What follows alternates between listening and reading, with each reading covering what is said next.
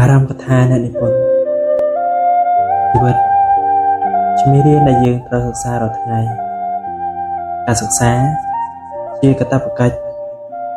នៃមនុស្សយើងរាល់គ្នាដែលត្រូវស្វែងរកភាពជោគជ័យជាតួនាទីដែលយើងត្រូវតែធ្វើឲ្យសម្រេចដល់ខ្លួនតែអ្វីទាំងអស់នេះមិនមែនសុទ្ធតែកើតបានឡើងតាមចិត្តប្រាថ្នានៃយើងទាំងអស់គ្នានោះទេអ្វីត្រូវសាងឡើងដោយការចោះដៃធ្វើហើយការចោះដៃធ្វើនោះទៀតសោតទាល់តែធ្វើឲ្យមែនទែនទើបឲ្យបានជាសាច់ការប្រកបប្រជាមិនមែនធ្វើឲ្យរួចតែពីដៃឬធ្វើដោយមិនមានកម្លាំងឆន្ទៈព្យាយាមនោះទេការធ្វើបែបនេះមិនអាចឲ្យយើងសម្រេចបានតាមសេចក្តីប្រាថ្នារបស់យើងឡើយសិភៅដែលលោកអ្នកកំពុងកាន់ក្នុងដៃនេះបានព្យាយាមធ្វើអស់រយៈពេលជាច្រើនឆ្នាំនិងធ្វើជាច្រើនលើកច្រើនសារអ្នកហើយពីអ្នកទៀតព្រមបានជាលទ្ធផលដោយការមើលឃើញហើយនេះតែទោះជាយ៉ាងណាការធ្វើរបស់មនុស្សលោកតែងតែមានការខ្វះខាតដោយមិនអាចនឹងជាផុតដូចយ៉ាងសិភៅនេះជាដើមគឺនៅតែមានការខ្វះខាតប៉ុន្តែខ្ញុំបាទនៅតែមានក្តីសង្ឃឹមយ៉ាងមុតមាំថាបណ្ឌិតអ្នកប្រាជ្ញគឺលោកអ្នកចេះដឹងទាំងឡាយនឹងមិនប្រកាន់ដល់ការខ្វះខាតនេះឡើយសិភៅនេះជាសិភៅដែលមានទម្រង់ជាបទពិចារណារបៀបជាខ្លឹមសារខ្លីៗដែលជាគតិបណ្ឌិតមួយចំណែកទៀតដែលអ្នកស្រឡាញ់ការសិក្សានិងការចេះដឹងគួរដើម្បីមកបំពេញដល់ការចេះដឹងរបស់ខ្លួនដែលមានស្រាប់ឲ្យកាន់តែមានការចេះដឹងច្រើនឡើងរហូតអាចយកការចេះដឹងនោះទៅប្រើជាប្រយោជន៍មកឲ្យខ្លួនឯងបានផងនិងអ្នកដទៃផងនិងសង្គមផងសូមមនុស្សទាំងឡាយរីករាយជាមួយនឹងការចេះដឹងជារហូតដល់ទៅសូមអរគុណភ្នំពេញថ្ងៃ15កើតខែបោកពុទ្ធសករាជ2553ថ្ងៃប្រហ័សទី31ខែធ្នូឆ្នាំ2009ទីវុធីវ័យគំនិត1អ្នកចាញ់គឺជាអ្នកបរាជ័យរមែងត្រូវគេប្រមាថអ្នកឈ្នះគឺជាអ្នកជោគជ័យរមែងត្រូវគេលើកតម្កើងតោះអ្នកវិញអ្នកគួរធ្វើជាមនុស្សបែបណាក្នុងជីវិតអ្នកចាញ់ឬក៏អ្នកឈ្នះ2អ្នកមានសមត្ថភាពគេអាចនឹងយកបាននៅអ្វីដែលគេចង់បានដូចជាមាសពេជ្រលុយឡានឬតំណែងកិត្តិយសកេរ្តិ៍ឈ្មោះនិងអំណាចជាដើមពីអ្នកមិនមានសមត្ថភាពគេមិនអាចនឹងយកបាននៅអ្វីដែលខ្លួនគេចង់បានឡើយព្រោះការមិនមានសមត្ថភាពនោះឯងជាការបញ្ជាក់ដល់ខ្លួនគេ3ចំណេះវិជ្ជាជាកូនសោសម្រាប់ចាក់ចូលទៅយកទ្រព្យសម្បត្តិចេញអំពីឃ្លាំងដែលមានម្ចាស់គេបានអនុញ្ញាតហើយ4អ្នកមានស្មារតីខ្ពស់រមែងមើលគោលដៅធំជាការងារសំខាន់5កាលបើបុគ្គលធ្ងន់ក្នុងការយល់ហេតុផលការងារទាំងឡាយបុគ្គលក៏ធ្ងន់ក្នុងការអត់ធន់បាន6រាល់ការបកស្រាយនៃបញ្ហាការធ្វើរមែងប្រសើរជាងការនិយាយ7ចិត្តនិងគំនិតរមែងមានឥទ្ធិពលជះដល់ដំណើរជីវិតដោយពិតព្រោះផលវិជ្ជមាននិងអវិជ្ជមានគឺការចេញតែអំពីចិត្តនិងគំនិតនោះឯងយើងមើលមនុស្សនឹងទៅជាយ៉ាងណាក្នុងជីវិតស្រេចហើយតែនៅលើចិត្តនិងគំនិតនោះឯងមានក៏មកពីចិត្តគំនិតក្រក៏មកតែអំពីចិត្តគំនិត8អ្វីទាំងអស់ត្រូវគ្រប់គ្រងដោយបុគ្គលជាអ្នកមានសមត្ថភាព9គោលដៅត្រូវយកមកដាក់នៅទីចំពោះមុខទុកដូចជាទីគោរពបូជា ដើម្បីដឹកនាំស្មារតីឲ្យដើរតាមផ្លូវនៃគោលដៅនោះ10ធ្វើជាមនុស្សត្រូវយកការចេះដឹងដាក់តាមជាប់ខ្លួនជានិច្ចឲ្យដូចជាមនុស្សទាំងឡាយដែលទៅណាមកណាតែងស្លៀកដណ្ដប់នៅសម្លៀកបំពាក់ដើម្បីបិទបាំងនូវភាពមិនល្អមិនស្អាតរបស់ខ្លួនយ៉ាងនោះដែរ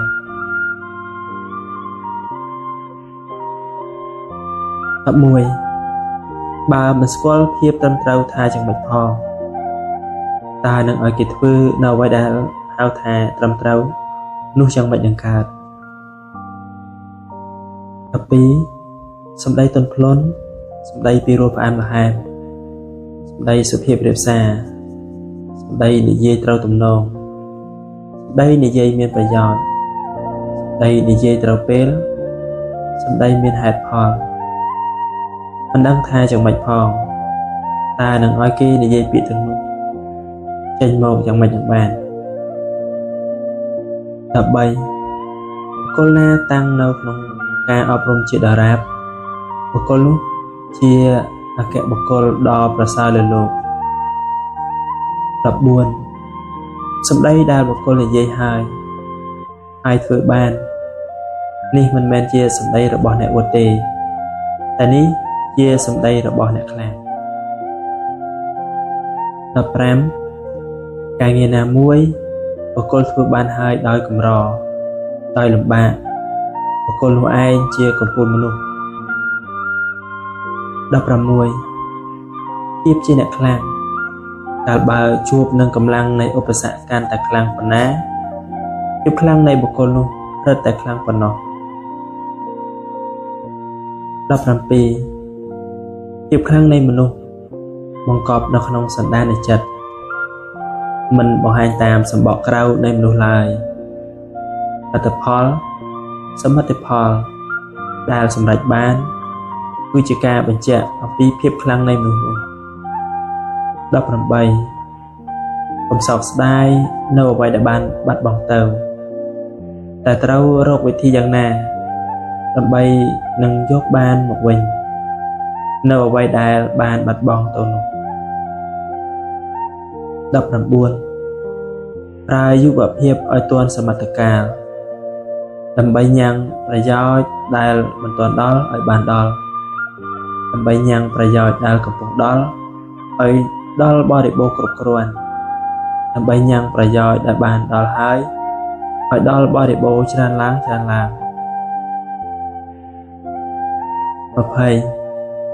បើកិច្ចប្រតិបត្តិការលើសមុទ្រ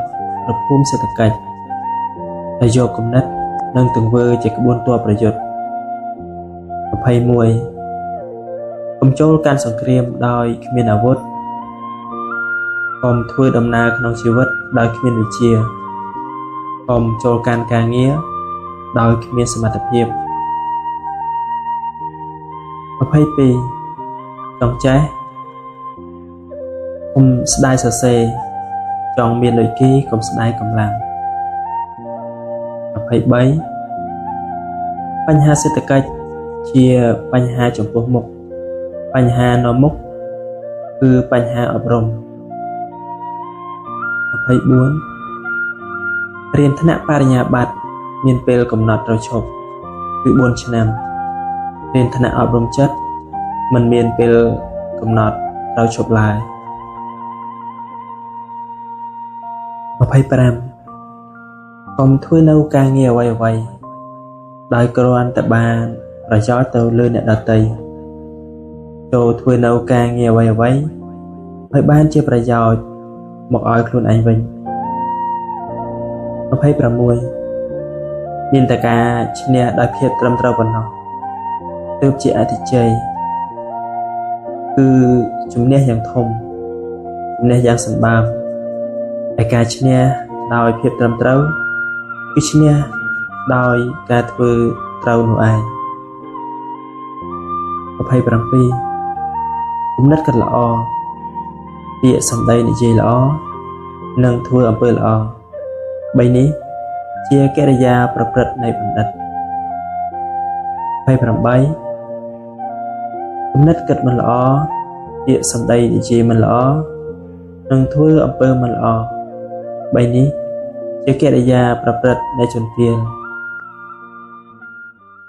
29ការរៀបរៀងនិងការតាំងចិត្តឆ្ពោះទៅមុខពិតជាកម្លាំងចាញ់គ្នាឡើយតែការតាំងចិត្តឆ្ពោះទៅមុខមានកម្លាំងមុតស្រួចជាងហើយជាទីបំផុតនៃកម្លាំងទាំងពីរការតាំងចិត្តឆ្ពោះទៅមុខពិតជាឈ្នះការរៀបរៀងជាប្រកប30មនុស្សក្នុងសង្គមគេចាំតែមើលគេចាំតែថាតែប៉ុណ្ណោះយើងធ្វើយ៉ាងណាគេមើលគេថាទាំងអស់តែបើយើងធ្វើតែអ្វីដែលត្រឹមត្រូវនិងធ្វើតែអ្វីដែលល្អនោះប្រកាសជាមានអ្នកដទៃជាច្រើនគោរព31មនុស្សលេងនិងមនុស្សមែនខុសគ្នាត្រង់ថាមនុស្សលេងបានត្រឹមតែនិយាយលេងសើចឡោះដោយឥតប្រយោជន៍ប៉ុណ្ណោះចំណែកមនុស្សមែនគឺគេមិននិយាយលេងសើចឡោះដោយឥតប្រយោជន៍នោះឡើយតែគេធ្វើឲ្យឃើញជារូបរាងនៃលទ្ធផលតែម្ដង32ការរស់នៅរបស់មនុស្សយើងក្នុងលោកនេះរមែងមានអាចកំបាំងនឹងហេតុផលផ្សេងគ្នាជាច្រើនចូលកុំមើលងាយមនុស្ស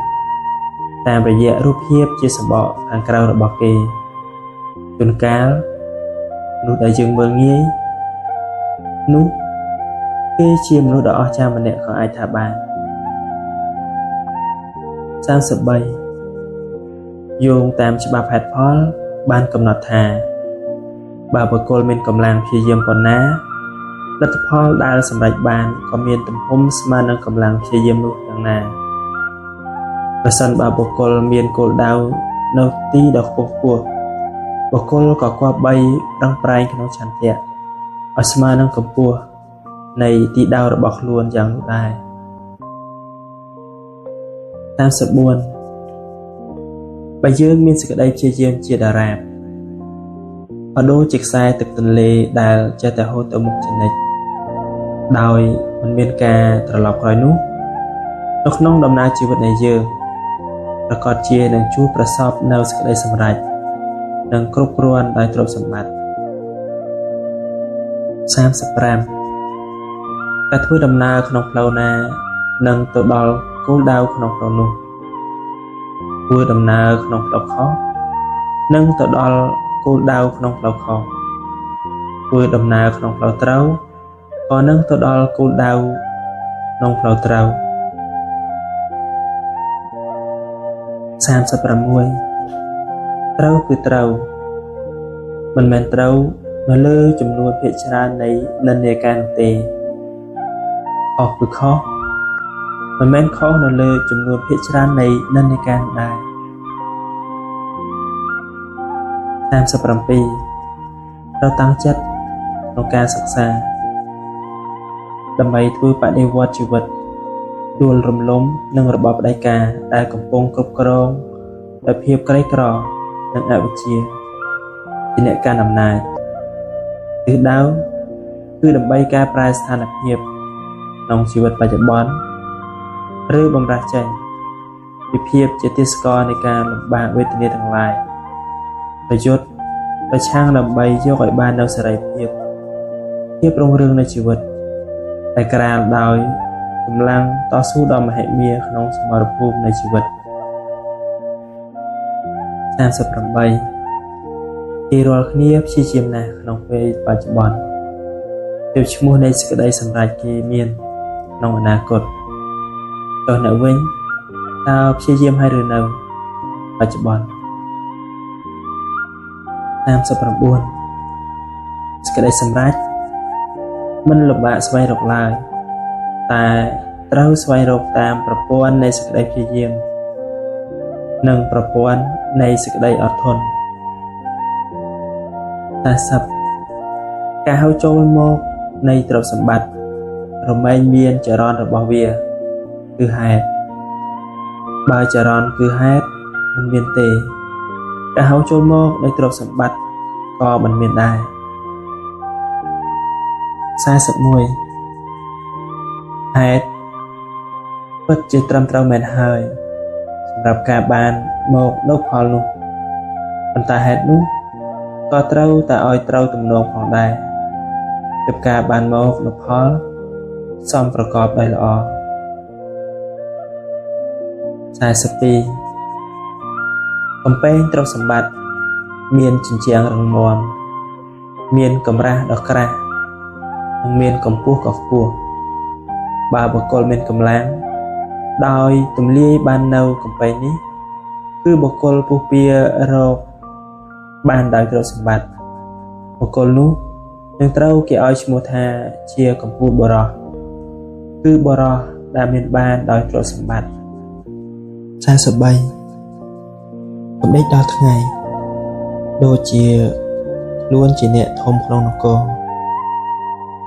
កាលបើខ្លួនមិនទាន់មានជីវភាពទូធាព្រោះនៅសុខស្រួលទេក៏បីភ្ញាក់ឡើងហើយប្រារព្ធនៅសេចក្តីព្យាយាមក្នុងការងាររបស់ខ្លួនដើម្បីខ្លួននឹងមានជីវភាពទូធាព្រោះនៅសុខស្រួលដូចជាអ្វីដែលមាននៅក្នុងសេចក្តីប្រាថ្នានិងគំនិតរបស់អ្នកដែលបានគិតដោយខ្លួនផ្ទាល់នោះឯង44បុគ្គលមាននៅការទាំងអស់នេះបាននំកល់មាំនៅក្នុងខ្លួនហើយរមែងនឹងមានឈ្មោះថាជាអ្នកឈ្នះនៅក្នុងថ្ងៃជាអនាគតការទាំងអស់នោះមានស្មារតីប្រឹងប្រែងស្មារតីព្យាយាមស្មារតីអត់ធន់ស្មារតីសិក្សាស្មារតីមិនដាក់ធុរៈចោលនិងស្មារតីមិនប្រមាទការទាំងអស់នេះជាឈ្មោះនៃការឈ្នះជាអមតៈ45ការធ្វើនៅការងារណាមួយបើគ្រាន់តែល្មមទេឈ្មោះនៃពាក្យថាល្អមិនទាន់បរិបូរណ៍ឲ្យហៅឡើយព្រោះណាតែយើងព្យាយាមឲ្យណាស់ទើបឈ្មោះនៃពាក្យថាល្អគ្រប់គ្រាន់នឹងឲ្យហៅបានរីឯអ្នកដទៃគេរត់តែស្ងប់ស្ងាយយើងខ្លាំងណាស់ទៅទៀត46រឿងពិតមួយនៃការបរាជ័យឬមិនសម្រេចដោយការធ្វើអ្វីមួយជាទូទៅគឺមកពីបាត់បង់នៅសេចក្តីអត់ធន់និងស្មារតីទេតា47រឿងពិតមួយនៃការជោគជ័យឬការបានសម្រេចដោយការធ្វើអ្វីមួយជាទូទៅគឺមកពីមាននៅសេចក្តីអត់ធន់និងស្មារតីនោះឯង48លើកាលបើវាឆេះកាន់តែជាប់នៅអ្វីណាមួយហើយមានអស់ជាដើមអ្វីនោះនឹងត្រូវឆេះខ្ទេចខ្ទីអស់ដោយសារភ្លើងនោះឯងការគិតនិងការធ្វើរបស់យើងក៏យ៉ាងនោះដែរកាលបើយើងបានគិតនិងបានធ្វើនៅការងារណាមួយហើយដោយសេចក្តីព្យាយាមដ៏ខ្លាំងក្លាការងារនោះនឹងត្រូវបានសម្រេចដោយការគិតនិងការធ្វើរបស់យើងនោះឯងក៏យ៉ាងដូចនោះដែរ49អ្នកឈ្នះក្នុងការប្រដាល់គឺគេឈ្នះនៅក្នុងខណៈពេលដែលគេកំពុងតែវាយតប់គ្នានឹងឯងសេចក្តីសម្រេចយើងអាចធ្វើបានសម្រេចនៅក្នុងខណៈពេលដែលយើងកំពុងមានគ្រឿងសាមងតោងរួមរត់ចិត្តពលគឺឧបសគ្គកំពុងធ្វើនៅការរារាំងយើងក៏ដូចនោះដែរ50សេចក្តីសម្រេចមិននឹងបានមកជារបស់យើងជាធម្មតាវាចង់សាកល្បងកម្លាំងចិត្តនៃយើងជាមុនកាលបើយើងទ្រាំបានអត់ធន់បានសេចក្តីសម្រេចនោះនឹងបានមកជារបស់យើងកាលបើយើងទ្រាំមិនបានអត់ធន់មិនបានសេចក្តីសម្រេចនោះនឹងមិនបានមកជារបស់យើងឡើយ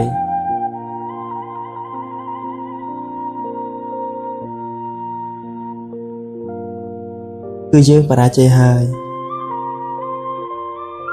ដោយមកអំពីយើងទ្រាំមិនបានអត់ធន់បាននឹងឯង51ធ្វើជាមនុស្សបើមិនមានការលះបង់ក៏សម្រេចអ្វីជាដុំកំភួនបានដែរព្រោះជាមនុស្សដែលខ្វះខាតនៅសេចក្តីក្លាហាន52ធ្វើកិច្ចការធំប៉ុណ្ណាការលះបង់ក៏កាន់តែធំប៉ុណ្ណោះមានការលះបង់ការងារធំមិនសម្រេចការលះបង់មានដូចជាកម្លាំងកាយកម្លាំងចិត្តកម្លាំងស្មារតីកម្លាំងប្រាជ្ញាកម្លាំងទ្រព្យរបស់ជាទីស្រឡាញ់មនោសញ្ចេតនាពេលវេលា53ការសង្ស័យជាគ្រឿងរារាំងនៅសេចក្តីសម្រេចបើចង់សម្រេចត្រូវជំរុះចោលនៅការសង្ស័យ54យើងត្រូវតែបង្ហាញពីភាពដាច់ខាតនៃខ្លួនឯងដោយការនិយាយប្រាប់ខ្លួនឯងថាសេចក្តីប្រាថ្នាយើងត្រូវតែធ្វើឲ្យបានសម្រេចបើទោះជាមានឧបសគ្គធំមហិមាចូលមករារាំងដល់ការធ្វើការងាររបស់យើងយ៉ាងណាក៏ដោយសេចក្តីប្រាថ្នារបស់យើងនោះយើងត្រូវតែទៅឲ្យដល់គឺធ្វើឲ្យបានសម្រេចដោយការនិយាយប្រាប់ខ្លួនឯងដោយការតាំងចិត្តដល់យ៉ាងដាច់ខាតរបស់យើងនោះ55ទៅប្រាប់ខ្លួនឯងថាមិនត្រូវមានចិត្តទន់ជ្រាយឡើយបើយើងមានចិត្តទន់ជ្រាយទីបំផុតនៃអ្វីដែលយើងទទួលបានគឺមានឈ្មោះត្រឹមថាអ្នកចាញ់ប៉ុណ្ណោះ56នោះយើងម្នាក់មានអំណាចផ្លូវចិត្តមកអំពីធម្មជាតិមហាសាលណាស់អាចសម្រេចនៅសមិទ្ធផលសំខាន់និងធំនៅលើโลกបានសំខាន់គឺនៅត្រង់ការចេះប្រើប្រាស់ខ្លួនឯងនិងចេះច្នៃប្រឌិតខ្លួនឯងធ្វើខ្លួនឯងជាប្រភពធនធានផ្សេងដើម្បីជាប្រយោជន៍ក្នុងការកសាងនៅសមិទ្ធផលសំខាន់និងធំនៅលើโลกនឹងឯង57ពេលវេលាត្រូវគិតយើងត្រូវគិតពេលវេលាត្រូវសម្រេចចិត្តយើងត្រូវតែសម្រេចចិត្តពេលវេលាត្រូវធ្វើគឺយើងត្រូវតែហ៊ានធ្វើ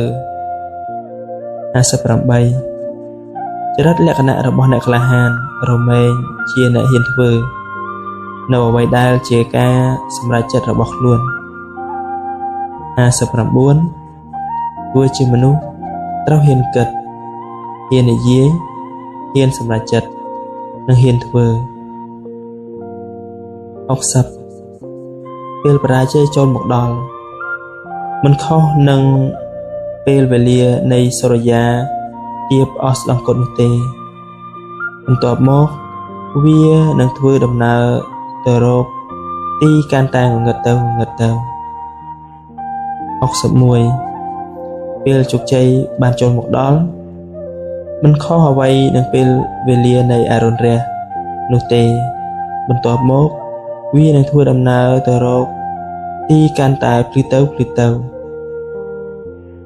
62ជាអ្វីមិនស្មើនឹងការភ្ញាក់ខ្លួន63នៅក្នុងលោកនេះមិនមានអ្នកណាជួយយើងជាងយើងជួយខ្លួនឯងឡើយ64នៅក្នុងលោកនេះមិនមានអ្នកណាលើកស្ទួយយើងជាងយើងលើកស្ទួយខ្លួនឯងឡើយ65នៅក្នុងលោកនេះមិនមានអ្នកណាគ្រប់គ្រងយើងឲ្យក្រៃលែងជាងយើងគ្រប់គ្រងខ្លួនឯងឡើយ66នៅក្នុងលោកនេះមិនមានអ្នកណាគោរពរាប់អានយើងជាងយើងគោរពរាប់អានខ្លួនឯងឡើយ67ក្នុងបច្ចុប្បន្នសម័យនេះមិនមានអ្នកណាស្មោះត្រង់ចំពោះយើងជាងយើងស្មោះត្រង់ចំពោះខ្លួនឯងឡើយ68 នោះយើងចាំបាច់ត្រូវតស៊ូជាមួយនឹងជីវិតបុកទម្លាយខឿនសេដ្ឋកិច្ចឲ្យធ្លាយ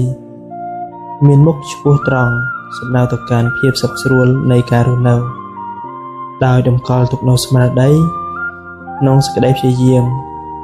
មិនធូរថយនិងមិនព្រមចុះចាញ់តារាបដល់ទីចុងក្រោយនៃជីវិតភាពក្រីក្រជារនាំងបិទបាំងនៅអ្វីៗគ្រប់យ៉ាងក្នុងជីវិតនៃមនុស្ស69ការធ្វើនៅការងារណាមួយប្រសិនបើការងារនោះជាការងារត្រឹមត្រូវជាការងារដែលស្ថិតនៅក្នុងគោលបំណងនៃខ្លួនយើងហើយកាលបើធ្វើលើកទី1មិនសម្រេចត្រូវធ្វើជាលើកទី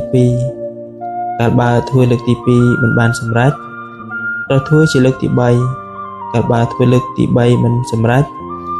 ត្រូវធ្វើជាលើកទី4ទី5ទី6ទី7ពោលគឺធ្វើរហូតបានសម្រេចរបៀបដោយសត្វកណ្ដៀរដែលមិនឆ្អែតនឹងការរកពូននៅដីដូចនោះឯង